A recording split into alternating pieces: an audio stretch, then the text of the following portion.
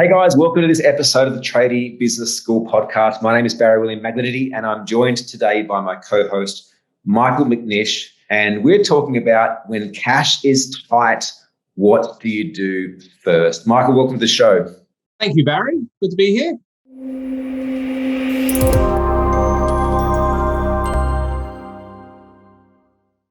So I guess today I'd love to do things a little bit differently and basically go through, having worked with a lot of different business owners, my own businesses as well, especially in the trade industry. I'd like to maybe go through first and kind of diagnose or maybe offer a list of things to look at. Like if you're noticing within your trades business that you're constantly low on cash, or you might be showing profitability on the P&L, but you've got no money in your bank.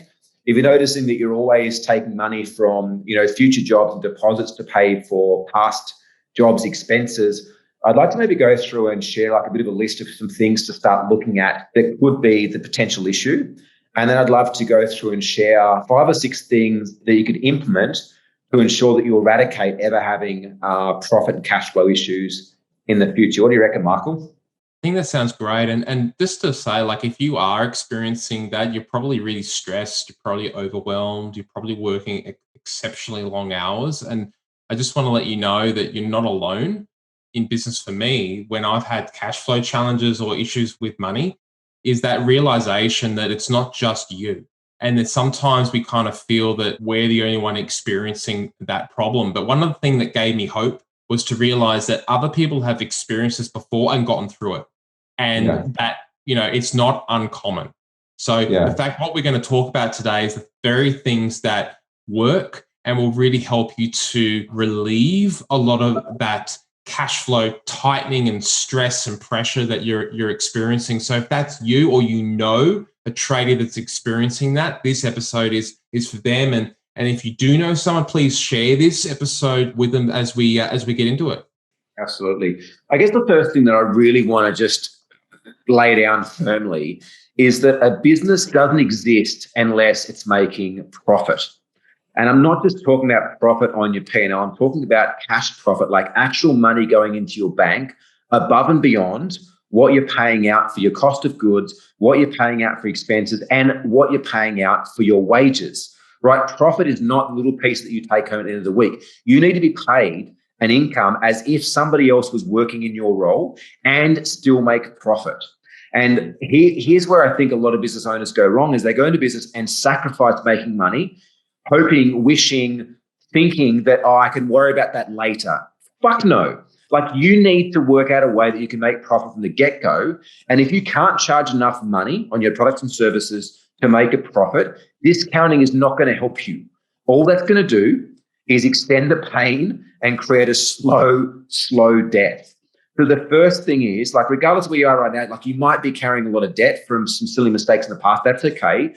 But just understand that the first and foremost fundamental principle is that your business needs to make money. Therefore, what you're charging for a job, by the time that you pay for all your materials, all your labor and all your overheads, there needs to be money left in the bank.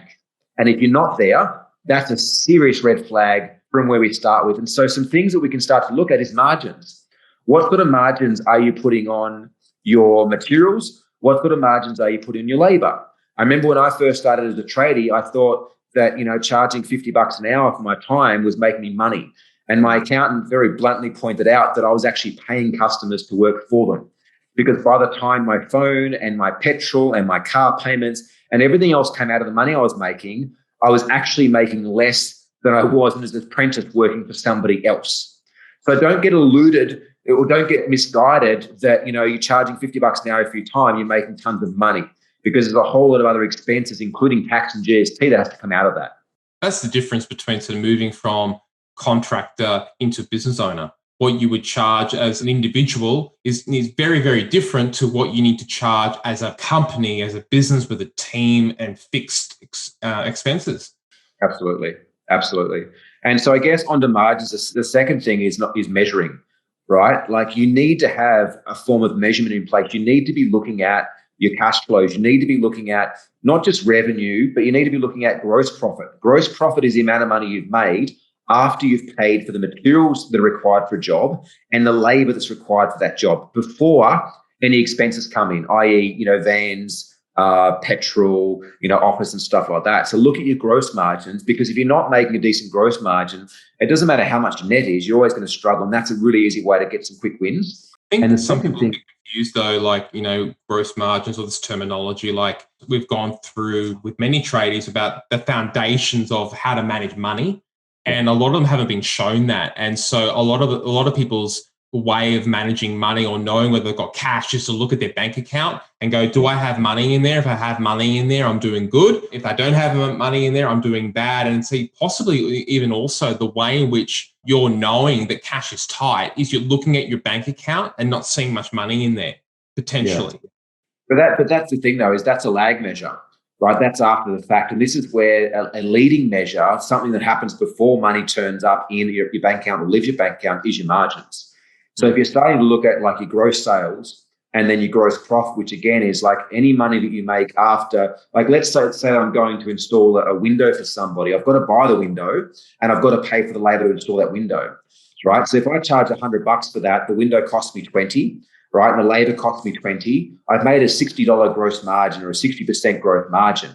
But out of that gross margin, then I have overheads. I've got to pay for my phone. I've got to pay for my office. I've got to pay for my internet. And that's where after the overheads come out, or what we call fixed expenses, I have a net margin. And so it's really important to put in place some basic measurements. And we'll show you when we get to the second part of this episode, which is what to do, a very, very simple way to manage your money to ensure that you always have enough, but put some basic measurements in place. We call that materials and subcontractors. So if you're looking at like how much you charge for the job, how much it costs you materials and subcontractors, then after that, that's what you're left with your, I guess, what we call gross profit, or I guess the money that you've actually earned, as opposed to the top level, which is, I guess, what you charged, because it costs you money to deliver that. And it's subcontractors or your contractors, not your full-time or part-time staff, because they're your fixed, they're your overheads, they're the things that you have to pay regardless like of whether you've got work or not. And we know some tradies will take on work just to keep their team busy, right? And so they're sacrificing gross margin and gross profit just to make sure that the people that they're paying full-time and part-time have something to do. Yeah. Which is not a bad strategy if you're actually on top of understanding the levers to pull. Yet it can also be a very dangerous strategy as well, because you start to price yourself under the market and it's very hard to then go and put your prices back up. That's right. The next thing, and this is what actually did me under when I had my trades businesses growing too quick. Now, unlike a service-based business, in a trade business, in order for you to grow, you need to take on board work, right? Every business does that. But in order for you to deliver that work, you need to buy materials. And often you're buying materials and you're buying parts before you're getting paid from your client for that.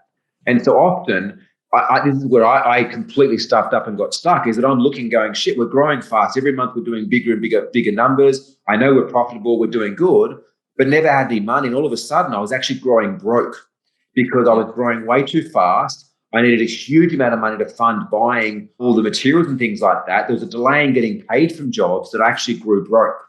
So it's important to understand that just because you're being offered a lot of work doesn't mean you have to take it. And you really need to be managing the amount of money that's going out and money that's coming in. And towards the end of the episode, we'll give you a strategy of how to better do that. But just be, I guess, mindful that you can actually grow too fast in a trades business and grow broke. Yeah. I think a lot of the time when cash is tight, it's to do with profitability, to do with how much money we're making on a per job basis, how much are our expenses, how much it's costing to keep the doors open.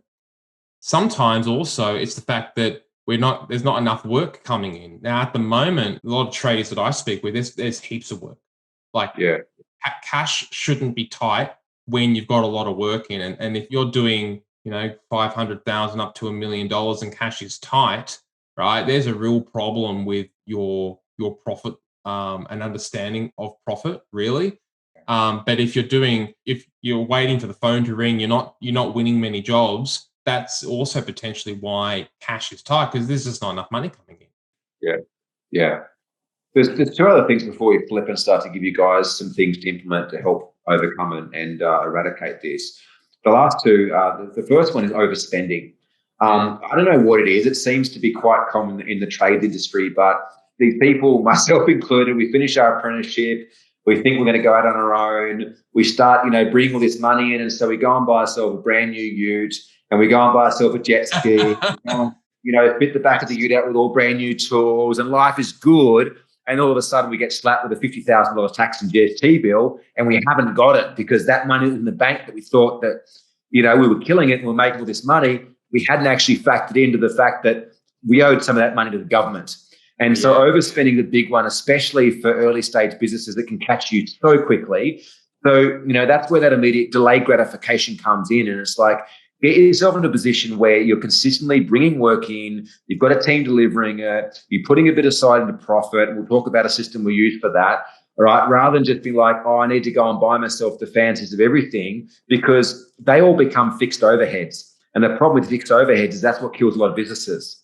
Like having these bills they have to pay regardless of whether work comes in or not. And so just be cautious of overspending. And the last one, most traders that come to us, Michael, when we speak to them, the ones that have got cash issues, most of them have at least 6 figures or more sitting in outstanding invoices that are owed to them from clients that they haven't chased up. They haven't had time to chase up. They feel awkward about getting on the phone and chasing up. But either way, that's a super easy win for them to have someone get on the phone and to rein in the overdue money that's sitting in their balance sheet. It's baffles me. It's sad sometimes when you realize how much work you're giving for free. And I literally was speaking to a tradie, and he had no idea what money was being collected properly. And every time this particular account asked for, trucks to be maintained or things need to be done, he didn't want to let them down. He didn't want to let them down.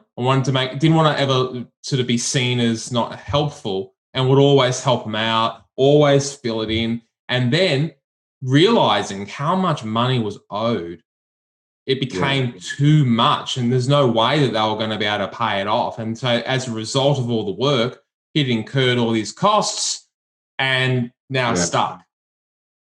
Yeah, absolutely. Look, let's flip the gear, because I want this episode to be short, sharp, and complete. And I guess the thing that I want to share transitioning into this, what you can do, is to understand that revenue is vanity, profit is sanity, and cash flow is king. And the best system that I've ever found to manage my money, which works for the way a lot of people manage money, which is looking at their bank account, is Profit First by Mike McAllowitz.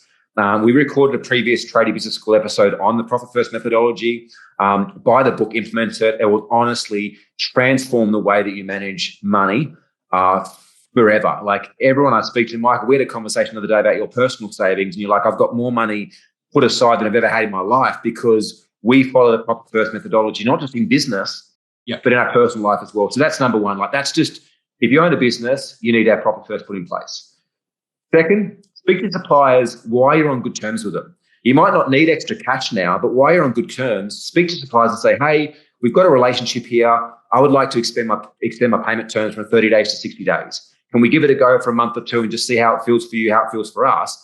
But that extension of 30 days is going to buy you a significant amount of cash flow that you can use to reinvest back into marketing and back into your business. Well, the next one is you can actually hire someone to follow up all your quotes and overdue invoices. And that can be as simple and cost effective as hiring a virtual assistant, right? To be, that is their sole job, which means that when you get back from a day's work, you don't need to spend your time on the phone, on the computer, trying to catch up with all that work instead of spending time with the family. Instead, you can actually have someone have their sole job doing that. And it's very easy, therefore, to see your return on investment. Yeah, we own an outsourcing company called Alchemy Outsourcing, and for less than $1,500 a month, you're going to have a part-time to full-time virtual assistant that can be following up your quotes, can be following up your invoices. They will pay themselves 100 times over with what they're able to take off your hands. And we train a lot of them specifically for the trades industry because we work with them. So if you're curious to find out more, just connect with us at the Tradie Business School, or look up Alchemy Outsourcing directly, and the team will be able to help you find someone there. A couple more simple strategies. One is just look at increasing your prices by 11%. It's a big enough number that it's pure profit and will have a huge impact on cash and cash flow. It goes straight to your bottom line, but it's a small enough number that never really is picked up on or by clients as well, especially right now where there is a lot of work going around. You could afford to actually charge slightly higher prices. And remember, it's going directly into your bottom line. And the second sort of strategy paired with that is looking to increase your average sale. So if someone's coming to you to get their kitchen fitted out, what else can you sell them at the same time to increase the average dollar? You're already in their house. You've already got tradesmen going there. You're already ordering stuff for their job. Can you also do their vanity cabinet? Can you do a wardrobe for them? Can you do a bar unit for them? Like, what else can you on-sell them at the same time to lift the average dollar value, which actually sees a greater margin because, again, you're already traveling to site. So doing a bit more work there doesn't cost you a whole lot extra. Imagine like if you're here and you've increased your prices or you're selling more, let's say even 10%, 11% more up here, and you've reduced your pressure on your expenses and your margins by 11%, you've actually now extended that gap by double, right? So you've got a double size gap, and now cash won't be tight because you've created space. And so Absolutely. If you could choose to focus on charging more, you could focus more on your expenses, reducing them. But if you focus a little bit of both, you're going to double the effect. Yeah, absolutely. And it's like we have an amazing training we give to our tradies in the Tradie Business School called 25K in 25 days. And it's the best 9 strategies that we've come up with. In terms of we've got a bunch, but we've refined it down to 9 that can all produce well over $25,000 in less than 25 days without spending any money. We've had clients that produce 3 or 4 times that in the first 24 hours of implementing stuff as well. So if you're curious about that, hit us up as well and have a chat to one of the team at the Tradie Business School. We can get you that training across there as well. The last thing I want to mention here is changing your payment terms. Now, I know that there's different legislations in different states of Australia, but also different parts of the world as well. So it's important for you to find out what the legislations are with you. When I had my trades business, we charged 50% deposit, right? At the moment the client signed, we charged 50%. We charged a further 40% prior to installation. So before we'd even turned up on site, we had 90% of our money, which meant that everything was already paid for and we'd made some profit before we even turned up. So if for whatever reason the client turned rogue and decided not to pay us or something happened, we were already in profit before we turned up at site. And putting that in place along with extended payment terms, we had some suppliers out to 90 days, meant that we were sitting on the cash in our bank accounts rather than our clients' bank accounts or our suppliers' bank accounts. So we did a 50, 40, and then 10% on completion. We had a very good system in place. The moment the job was done, the invoice went out, we expected it to be collected in 7 days. We would get the client to sign off on the job when we were there to say that the job was finished, was complete. So there's none of this backwards and forth. Oh, this is not screwed on properly, or you left this, or there's a mark there. It's like they signed off, which meant that we could issue an invoice. And again, it's something very simple we had in place, and we had VAs in the back end then chasing up the payments, but it significantly transformed our cash flow. So look, really trust that today's episode, I know it was quick, there's a lot in there. It could help you to understand some of the things to look at of maybe why you have the problems there, but also there were 6 or 7 strategies we've given you guys to put in place to ensure that between the two, you can fix your cash flow issues in your trade business, in general contract business for good. And if you do want ongoing strategies like this, please make sure if you haven't already, you join our Tradie and General Contractors Global Facebook group, where we give away tons of free strategies and templates and cheat sheets like this. Also my book, The Path to Freedom, because it's our business to help your business grow.